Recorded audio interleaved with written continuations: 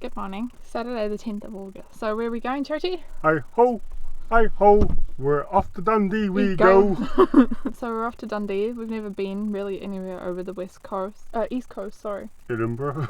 Apart from Edinburgh, that's the only place out east that we've been. In kind of the place, well, it's still kind of Edinburgh where we picked up the car, but...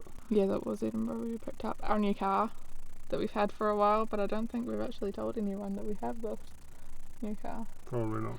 Anyways, we're off to Dundee to a gaming convention. No, it's the V&A Design Museum, so it's called. Videogames, Design, Play, Disrupt. That should be interesting. I wanted to go to the V&A since it opened last year, 2018. And today's the day. Today's the day. The teddy bears had their picnic. And we don't know how long this exhibition will take. It looks pretty cool though, but I don't really know much about it. It doesn't really give you much information No, it doesn't about give you a lot. what's actually there. So. But surely there will be some sort of like games that you may be able to play. Yeah. It'll probably be more like... Maybe like indie gamers in more the than area. Bigger gamers. Enjoy the journey! Enjoy the journey. 8 o'clock. Our tickets are booked for 10, so hopefully we can get there, get parked and walk over there for 10 o'clock. Well, what happens if you don't make it for 10? They say they can't hold your place for more than 15 minutes, but it's not going to be that busy. Okay, well let's go before... Let's go! Hey! Oh!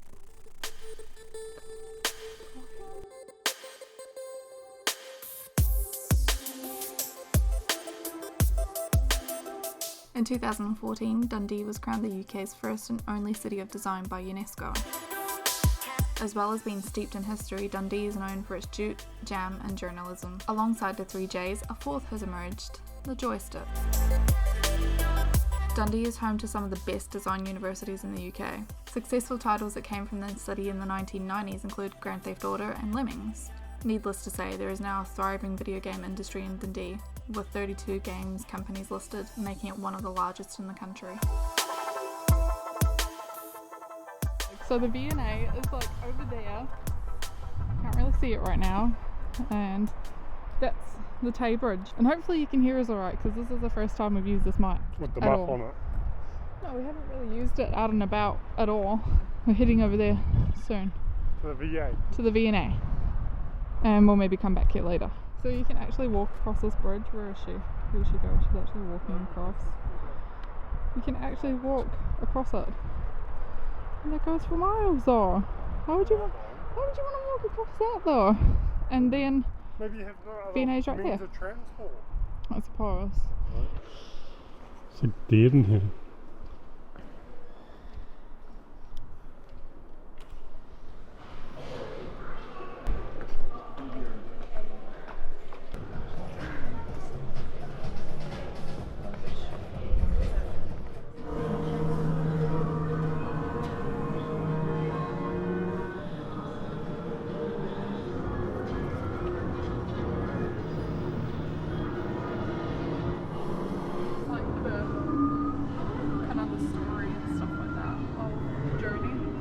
Oh, really? So like your beginning kind of in here, then your opening shot, start, continue menu, blah blah blah. A desolate world buried in sand, because you start here and the like sand, and then you obviously progress into the dark as you go through into the end section.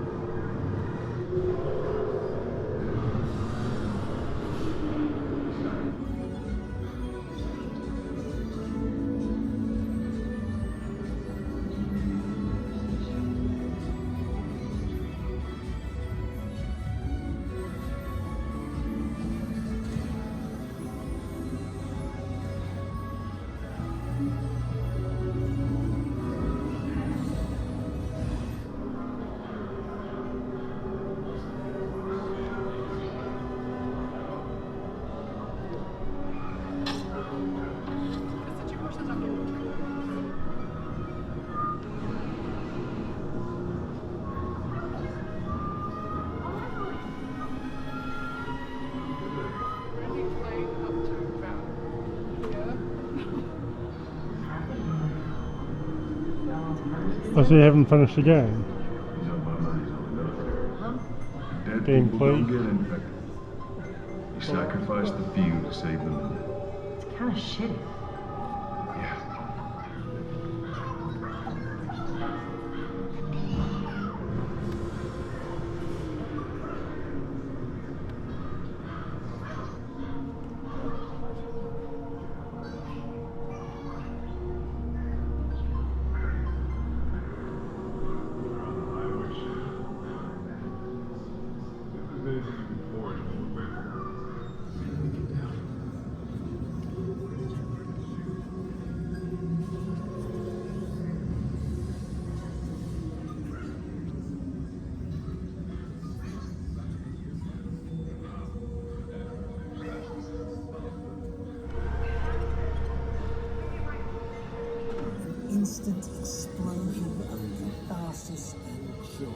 face like that. The reward that you've earned is relief. A moment to triumphantly punch the air and all the space you want. What are you doing? Stop and breathe.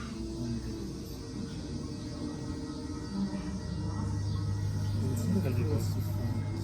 Another one. Is his jacket like cotton blood? Yeah, so that's both one. Clean yourself. So these are all the beasts that are in Bloodborne, which I'm playing right now and struggling with so bad, especially those stupid dogs. Obviously haven't got very far.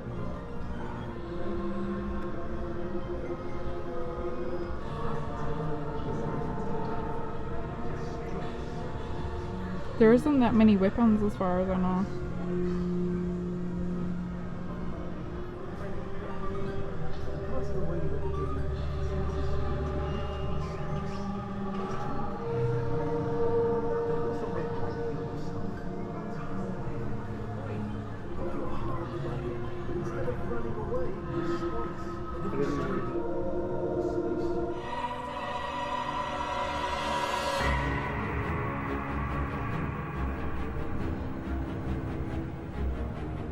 Splatoon.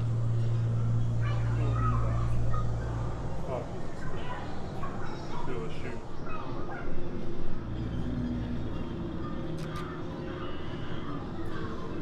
Splatoon's like kind of the kids' version of what a shooting game would be.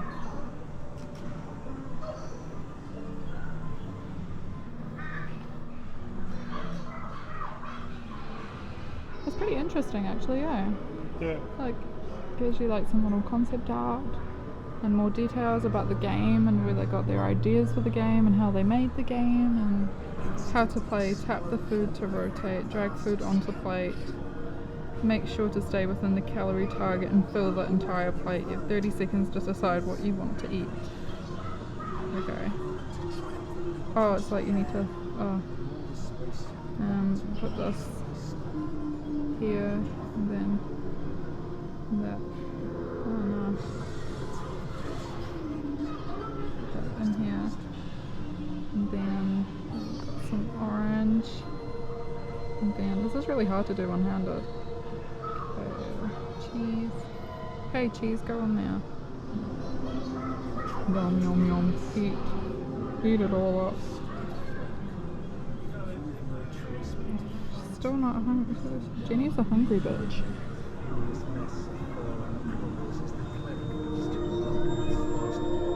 You just need to tap it into the right place. Yeah.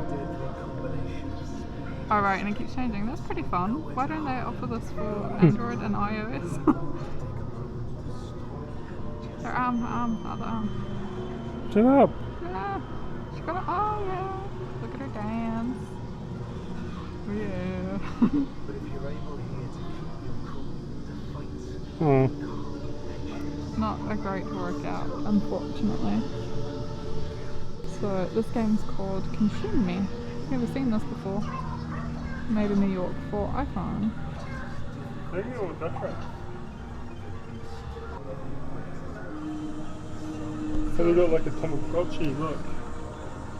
Yeah. Look how big they are compared to what we used to have. Yeah. It's fully colour and everything now.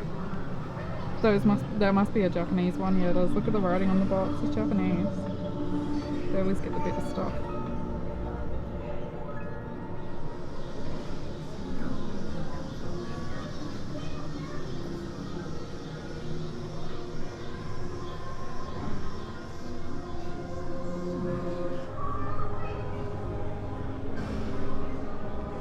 So cute. We're stuck in Japan. So cute. Oh, Instagram images. Swipe.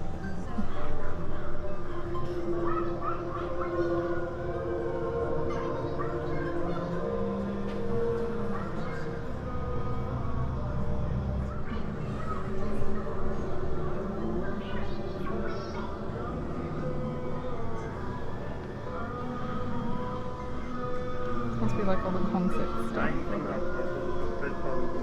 Look, she has Donald and Olaf and Stitch.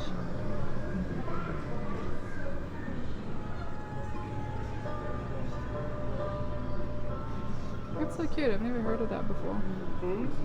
It's a cute game. I've never heard of it before. You've got this fascination with cute today, haven't you? Yeah. Look at how cute. I know, but that's what you're saying on the road. Oh, that's a cute house. Is that? Oh, no. Home.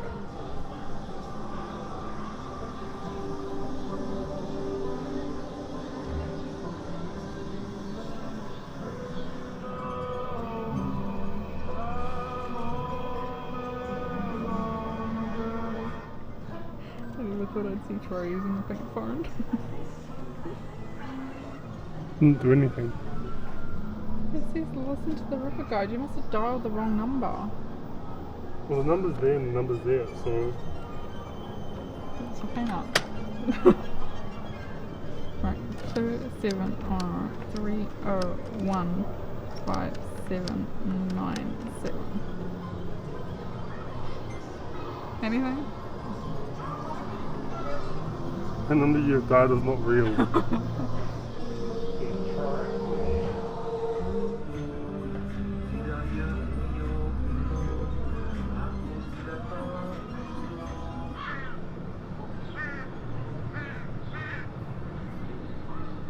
How does it feel being a granny? Well, I've already experienced this because I like drive about and like things like that they drive about in. You're not supposed to go that way. They're like, It says no. explore. Look, it says explore the graveyard. Mm-hmm. Granny making a run for it. She's like, hey, hey, hey. I've never really been that like enticed by No Man's Sky because it was wasn't there a lot of controversy when it first came out? Like, But it's got like, see, like look at the aircraft. say it louder for the people in the back. Stereotype. That could be you get it like the first time you watch the series. And it was, wanting to play a black character, well I do, but small steps. But you get a black character that gets to have a revenge story. He gets to be emotional and deal with Into the world of game development, as well as making sure that the audiences for games have always been around, have always been diverse. Having things made for them, having things. That needs to be sent to Trump. All through history, games of all types have had an intimate relationship with war. If you go back and look at chess, this is really just a sort of abstract version of the battlefield that would have been useful for military commanders to play. Although, of course, real troops don't move in the same patterns as chess pieces. It sort of teaches the player some of the theories of when to attack, when to defend, feints, and trying to fool the enemy. All of these kind of It's based from the society. It's based on what actually happens. They create games from it, Yeah, just but like movies. Yeah, but just because you're playing in an environment like that doesn't mean you're going to go out and do it. Exactly. It's so hard sometimes because just the language we have in video games, the existing technology we have in video games, always the grain of that. Wood has a grain when you're working with it, and so does video game code. Video game code also kind of has a grain when you're working with it, and that grain usually tends towards arcs towards violence. And I wish we could change that, and I'm trying to. There's a very straightforward technical reason as to why the gun is so prevalent in video games. It's because it's perhaps the best human invention to be able to affect the environment in front of you, both near and far. Using a gun, I can shoot a foe as they run in at very close range, and I can also line up my gun and shoot a button on a wall 100 meters away to open a door that I need to. So for a video game designer who sort of converses in the language of tools and actions and verbs, the gun just is this wonderful tool for being able to give the player ways to respond to different situations. And for that reason, really for the last 3 decades, the gun has sat sort of nodding in the centre of the screen. It's almost like video game worlds are built around the centrality of the gun. It's right there. Some video games are just extensions of gun culture, right? That if you go down to the gun shop and you like to shoot, you go to the range and you like to shoot guns at the range, and then you come home and you're playing a game in which you like to shoot guns, those things are not that different. But they can be quite different. Obviously, it's a complicated question, right? In some ways, it's an extension of gun culture, but in some ways, it's a work of art about guns. There are some brilliant stories that exist in gaming that literally could not be told, at least not adequately, without violence. So one excellent example of this is the Italian narrative game, The Town of Light, which is about a young woman in Mussolini's Italy who's been committed to a mental asylum. And it's based on a real place, Volterra, which was Italy's largest mental asylum for a number of decades.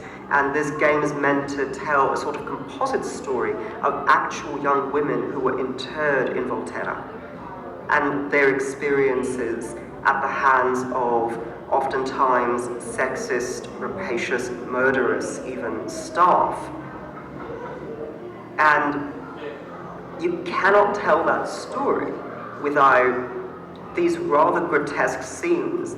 As video games have started to cover more topics, we've started to make claims like, oh, video games can kind of teach you empathy and things like that, and video games can affect you really emotionally, but so many people in the video games industry want to both say that and also claim that violence has absolutely no effect on the player. And as I said, there's no scientific evidence that proves that there is any link between playing violent games and becoming a violent person. But I do think that we, who work in video games, need to consider kind of all things that games cover and the fact that they can have some effect on us. A lot of my favorite video games are about shooting people in the face and then their body like flops to the floor. And you know, those are fun games that I enjoy playing, but I think if you want to bring video games forward as some kind of important, vital cultural medium that's relevant to everyone, pursuing a life of violence is not a relevant pursuit for many people around the world. So I think if we want video games to reflect culture and reflect the depth and wide breadth of all human experience, we need games that are also about dark candlelit dinners. We also need games that are about holding someone's hand. We need games that are about giving a hug, but not too long of a hug. That would be weird, but not too brief of a hug either. And all these things are so deep and compelling, and I feel like sometimes I want to scream because there's so much of life that we're not capturing in video games yet, and I just want to try to do that. From the beginning, it's creating an account on Google Play or App Store. It's not that easy. You can create an account, but you cannot sell your games on the App Store and Google Play because they do not recognize the banks in Palestine, because for them Palestine is not a country anymore. And this is hard for me because I have to make an account in a different country, and I have to think of workarounds to make money from my games. And until now, I'm just putting my games as a free games because I need to send the message, not just to make money out of it. Obviously, around the world, there are a lot of political factors that are involved in access to games. China, for example, is pretty well known for censorship, but that is not necessarily a Chinese thing. That actually happens in the US as well. If you try to create a game that is explicitly anti-American, you will find that in many cases stores will reject the game or not allow it for being too political. When I released the game, it was banned on App Store. So the first response that I got is, you are not allowed to speak about yourself. You are not allowed to speak about your things, your experience, your emotional experience. Even though it's a game about humanity, about a personal experience, they said it's a political statement. One of my favorite things to look for in games is bad examples of Arabic, or just completely incorrect examples of Arabic. They're actually extremely common. They're common enough that a New York conceptual artist by the name of Ramzi Nasser has been able to collect all of them on a Tumblr website and create a giant archive of just bad Arabic. Things that are supposed to look like Arabic, but that are in no way Arabic. One of the most shocking examples was the word hotel that was supposed to be this giant set piece, this giant object in the middle of a very cinematic moment in a video game. It was supposed to be a hotel with the word hotel on it, but unfortunately they had inverted the letters, so instead of written from right to left, they were now written from left to right, which turned into a word that meant absolutely nothing. And to any Arab, to any person with even a minimal amount of knowledge of Arabic, it would have been immediately and abundantly clear that it was wrong. But it turns out that from conception to execution to marketing to localization and QA, there has not been a single person that looked at that and saw that it was wrong, which is incredibly distressing, because it means that not only are our cultures, our histories, our lands used as a way to tell a story of the heroic Western person, we're also just entirely excluded from objecting or from having an opinion or having a voice.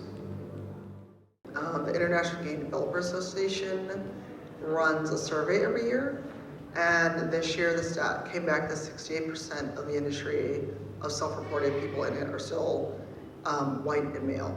So we don't get a lot of people of color, we don't get a lot of folks that are queer and feel safe being out, and usually they're not in positions to make those decisions. A team can be very diverse, very broad-ranging, but if the person making the final decision doesn't let them say have a character of color or a major plot line or something that could be something very meaningful for players outside of the assumed defaults, then we miss out on the stories. Or we get medieval stories that are always set in England. They're always set in places like Europe. And there's dragons and elves and orcs and magic, but we have to explain away people of color somehow. I did see something recently where somebody had asked why none of the little sisters in BioShock were black, and they said it's because the setting was dark and they wouldn't have showed up. It's a problem that like actors have on film as well, because the industry has been built on filming white skin. So the whole film industry and in fact photography is geared towards taking beautiful pictures of white skin, and the games industry has kind of built its lighting models on that same premise. Well, 2016's Mafia 3 by 2K and Hangar 13, you get a black protagonist for the first time in the Mafia series. And it was, one, I get to play a black character, a black dude, but, small steps. But you get a black character that gets to have a revenge story. He gets to be emotional and deal with the world around him. But they also didn't flinch from race in 1968 Louisiana. They didn't kind of sugarcoat it. They didn't ignore the very real world the character lived in, of having come back from the Vietnam War and dealt with racism and all the other things that a black man would deal with in that time. I'm so grateful to everyone that I've encountered in this last sequence of my time in and around the game industry and in and around game academia. People who are deliberately working to draw new people into the world of game development, as well as making sure that the audiences for games that have always been around, that have always been diverse, are having things made for them, having things made that represent them.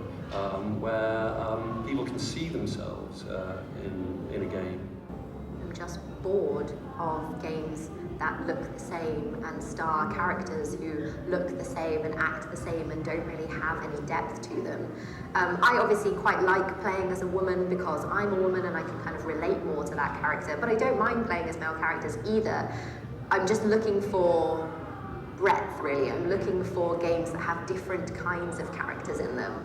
I just want anyone who isn't a cisgender straight white man. I don't necessarily need it to be a woman, but the fact that there are more women just reflects a change that I'm excited to see. I think video games are great at giving players the tools to embody characters who are very different from themselves and at guiding them into that experience so that they can really see the perspective of someone whose lived experience might be very different from their own. I think games are one of the best mediums for embodiment of any because of the performative quality of game mechanics. I feel like a lot of people say this to one degree or another, that games made me who I am. In my case, that is quite literally true. By involving myself in online role-playing, for example, in titles like Neverwinter Nights and World of Warcraft, I actually came to better understand my own feminist politics, my own queerness, my own womanhood. I fully embraced what it meant to be a strong woman, because I'd been sort of mousy in the physical world, but online I found the confidence and self-possession to stand up for what I believed in, to make arguments and hold fast to them. I started writing about video games in 2012, which is the same year as Anita Sarkeesian launched her Kickstarter campaign for her video series Tropes vs. Women in Video Games, which looks at how female characters are represented in games. And since then, there's been kind of a huge response to her videos and also kind of more general conversation around that topic.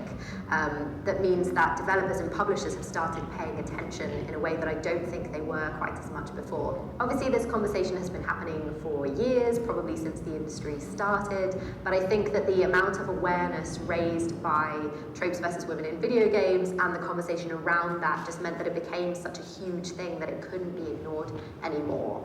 Well, it's not so much that I can't just jump into the body of a white male character, because I've had to do that for the last 30 years. But it's realizing that there are stories beside the grizzled white dude who gets the girl and saves the universe or saves the kingdom. It's realizing that our stories have value and that it's important to tell them. For a long time, the game industry was dominated by a particular paradigm that most games fit into, which was the big budget AAA console or PC games.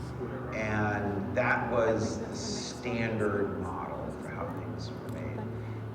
That landscape has really fragmented over the past few years. And now there are many, many different distribution methods, many different audiences, many different revenue models, and there's a profusion of work that's happening in the margins and in the edges, underground work, low budget, small scale, independent, experimental, just the way you would see it in music, right? But it wasn't happening in games for a variety of reasons, and now it's happening. If there is anything that is incredibly hopeful to me in this medium, it is that the amount of voices around the world that are making games is increasing exponentially every day. And with every voice that comes, there might be a new type of game, a new type of mechanic, a new type of playing that we haven't seen before. You need to be telling really interesting stories from all sorts of perspectives, because art sits in the world, and if games are art, they need to reflect that world. How do you It's also you developing your sexuality when you're growing up. It also involves like stuff around puberty. It involves dating, and like there's just so much. Hard to describe and all this complexity and nuance. Let's have a play, shall we? For a while, I wanted to kind of avoid that. You just scroll the mouse across. But as I sat waiting for the gay video game Jesus to finally come out and reveal himself to me and in a bunch of video games, no one was really making those. And waiting, and I just didn't see myself there. So that's when I realized, I guess I have to make games. I want to see in the world. Some people that had never thought they could make a game before saw Twine, saw that they didn't need to like spend time learning code that they didn't want to do, that they could just take Twine and make a text-based game using this. And Hey, Bash. that has been really important in enabling this cultural shift towards smaller, more experimental the right tools. Spend a lot of time learning code. Totally fine. And now My mum comes home. I was not making my dolls have sex, okay? When we think about sex in video games and we think about, you know, dead or alive beach volleyball and, you know, mindlessly, physically impossible bouncing breasts and bikinis and all the rest of it, that's only one possible story. That is not exhaustive of what sex in video games can look like. My approach is always to be as honest as possible with the player about how something like sex can be messy and awkward and weird, but also fun and a very kind of like diverse part of your life. Because like sex isn't just like the act itself, it's also you developing your sexuality when you're growing up. It also involves like stuff around puberty, it involves dating, there's just so many layers to explore. Life is a funny thing, right? And it's hard to pin down, it's hard to describe in all its complexity and nuance. And in a video game, you have all of these incredible tools at your disposal to really hone in on that nuance, on that complexity. For the longest time, I was actually really nervous about being pigeonholed as the person who makes gay video games. And for a while, I wanted to kind of avoid that as much as possible. But as I sat waiting for the gay video game Jesus to finally come out and reveal themselves to me and finally see my identity represented in a bunch of video games, no one was really making those. And I kept waiting and waiting, and I just didn't see myself there. So that's when I realized, I guess I have to do this. I guess I have to make the games I want to see in the world. Some people that had never thought they could make a game before saw Twine, saw that they didn't need to like spend time learning the code, which they didn't want to do, that they could just take Twine and make a text-based game using this very nice editor that it has. So like, there's tools now like for everyone who has different interests, and I think that has been really important in enabling this cultural shift towards smaller, more experimental games. Because in the past, like, you would have to pay a lot of money to get the right tools, you'd have to spend a lot of time learning to code if that's how you wanted to do it, and now it's a lot easier. And it's not completely great, because there's still, like, having a computer is very expensive, for example. So there's still, I think, like a financial factor where some people just don't have access to the technology. But for the people that do, I think making games feels more accessible and is more accessible than ever. For this past life.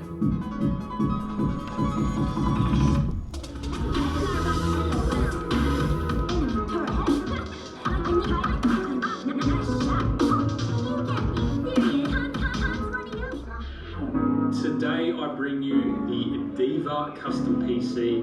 I do want to show you how I made my bodysuit, but I'm going to be remaking it completely for BlizzCon this year.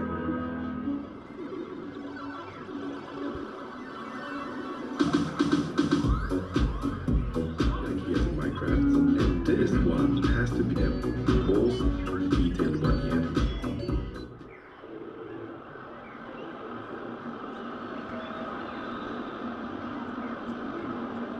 To kick off the 2017 World Championship. Do you think Samsung Galaxy has what it takes to disrupt the reign of SK Telecom T1 here in the Bird's Nest? Flip side of the matchup is Samsung Galaxy. You saw the player cams throughout the game itself. They are feeling it, right? They feel like they're on fire. They said it themselves. We said it. They've got to come in with confidence today if they want to take down SK Telecom T1, and they're playing with it. It's 5 versus 3. Hootie, do you have what it takes to win the game? Samsung Galaxy, your 2017 World Champions.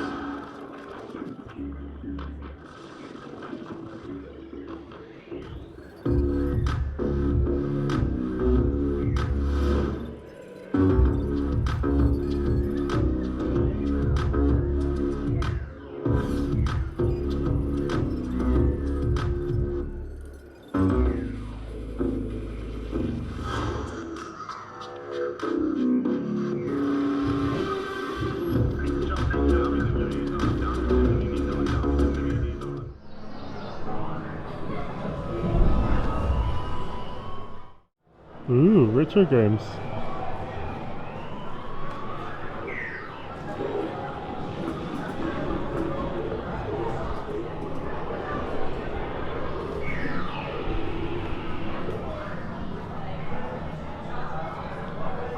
Playing as a horse. I don't know what I'm supposed to do though. How about not drive into walls? Can't promise you anything. I think you're supposed to drop them off. Use the flippers, use the flippers. What's the noise?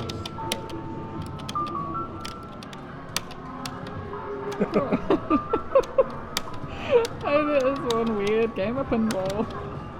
Oh lol, it's a backpack. You can put it on your back, look. It's a backpack. And then you can just play it like this dude's playing. You stand at a party having a drink and some kid's playing behind you? Yeah, that's exactly what it is. So what is this? Oh, you didn't even go forward. I don't know how to go forward. So you use Q and W to move your thighs and O and P to move your calves.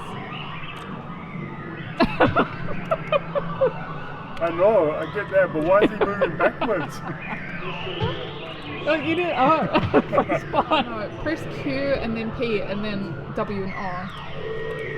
Or not. No, it's not now.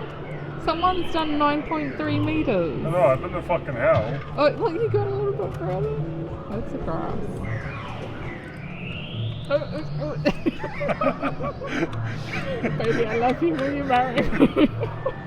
Keep going back.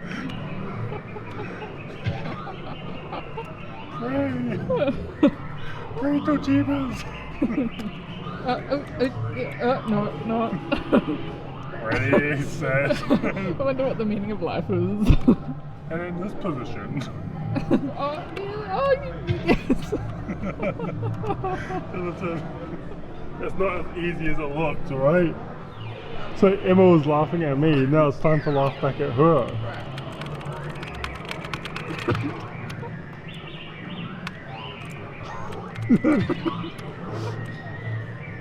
So P goes back, right? O goes forward. That doesn't split. Having fun there?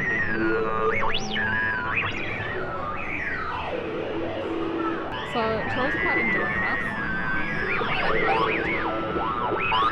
So you basically got to get your green dot up to the top.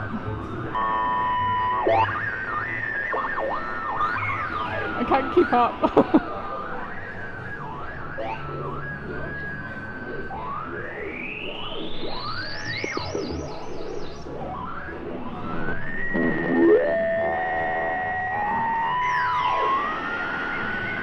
Already now? I don't know.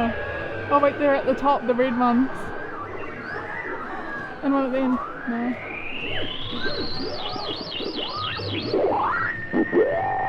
Oh, there's a big one.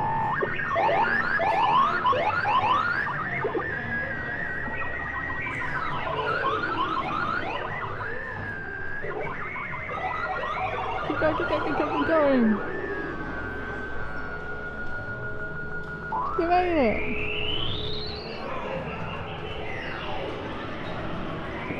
Is Troy's going on his driving lessons?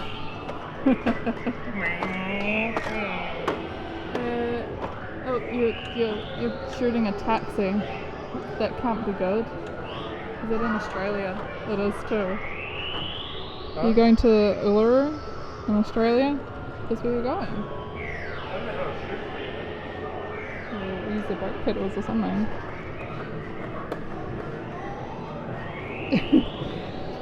It's not playable, honey. It's finished. We're just looking out here, like you can see the railway tracks into the station, so it's the station must be right there.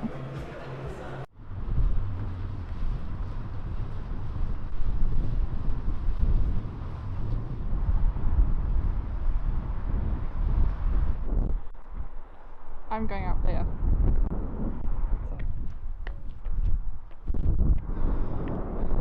Everyone did love blocks.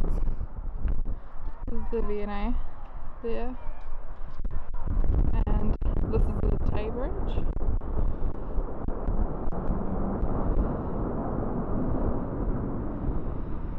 And a lighthouse all the way over here. And some sort of shipyard or something here. And then here is like Dundee. And down there is Troy. Hello.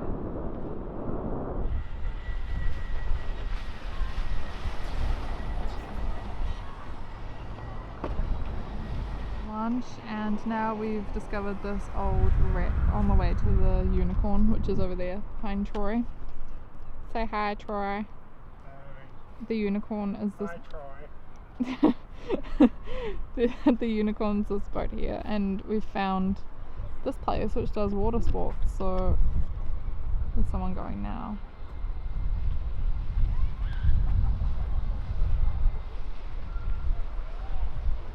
And over this side they have like an inflatable water course, and you can see it a little bit over here too.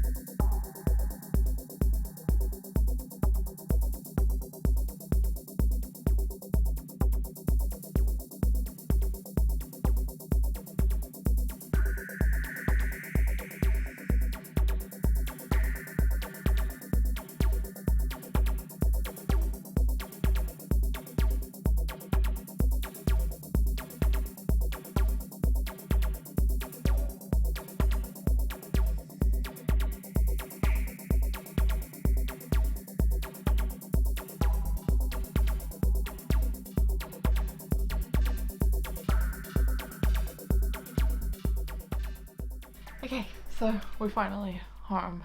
It was quite a long day, like a really long day, because we left at like what, 6 o'clock this morning? 8 o'clock this morning, we got up at 6. And then we didn't get home till 6. So, just before 6 o'clock? Yeah, so it was a really long day. And the sun was out as well, so sun makes you tired. Really nice, like all day, and then coming home it just started like chucking it down. So it was lightning and thunder. And the thunder. So we're going to talk about the V&A and how we found it was the Video Games Design Play Disrupt exhibition, which actually has run for quite a while now, so the 20th of April to the 8th of September 2019. Well, obviously we thought of it was that it was really good, it was very different. We'd never really been to anything like that before. It wasn't very busy at all. Because the girl, when we went in, she asked us to just be careful not to film anybody, which is fine. Which I think we were kind of fine because it wasn't busy.